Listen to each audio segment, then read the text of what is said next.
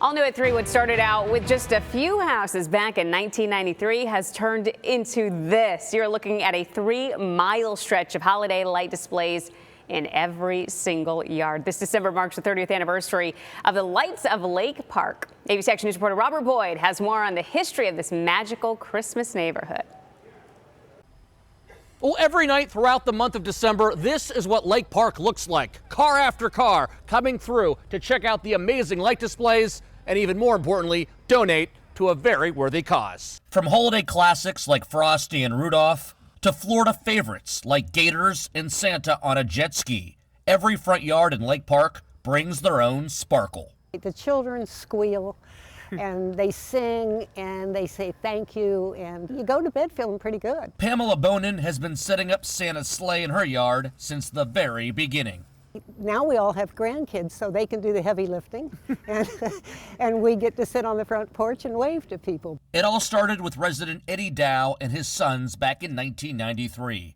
Eddie's wife Ruby was dying of cancer, but she was able to spend her final Christmas at home thanks to Suncoast Hospice. He was so moved, not only by the care that she received, but by their ongoing generosity, that he wanted to do something in return. So Eddie encouraged his neighbors to decorate and then ask visitors for donations to go to the nonprofit.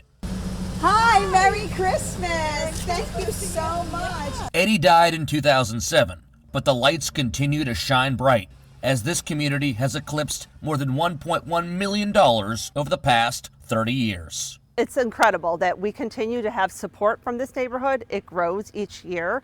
The generosity of this community allows us to provide care and services to patients. Families travel from across Tampa Bay and sometimes even further. You're from Illinois, so see that from Illinois down here. What would Eddie say looking down on the neighborhood, knowing that you continue this tradition all these years later? Well, number one, I think he would be amazed. But he also might say you need to move one reindeer over a little bit, and you might need to move your extension cords so people can't see them. He was very particular. He was very particular. He took it serious. Yes, he did. The man knew what he liked, what he wanted. Our Robert Boyd joining us now. Incredible story. Absolutely incredible. The question is, all right, so if I'm living in this neighborhood, do I have to make sure that I'm decorated? Vanessa, there's not a written rule. You know, you won't get a fine or a penalty like an HOA type thing. You just get a side eye. However, these neighbors don't mind peer pressuring you. Yeah. But it's kind of like if you can't beat them, join them. But most residents, once they move in, first of all, they find out there's going to be traffic going past their house every night of December, no matter what. So they might as well decorate. But when they hear about the tradition and how Eddie started this as a tribute to his wife, and the money goes to Suncoast Hospice, over $1 million they've raised. That's incredible. In 30 years. People, once they find about this history, they can't wait to join in. And you can do whatever you want in your yard. You can go the Grinch, you can go Santa, you can do electric lights synchronized to music.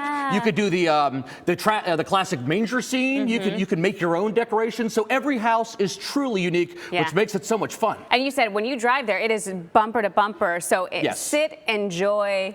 But yeah, this is you want it to be bumper to bumper because there's a station you tune into the Christmas music, and just relax and enjoy and look at all the lights. It's a lot of fun. You got a cool job, my friend. You got a cool job. Thank you. Thank you, Robert. Appreciate it. That's a good story. Still ahead.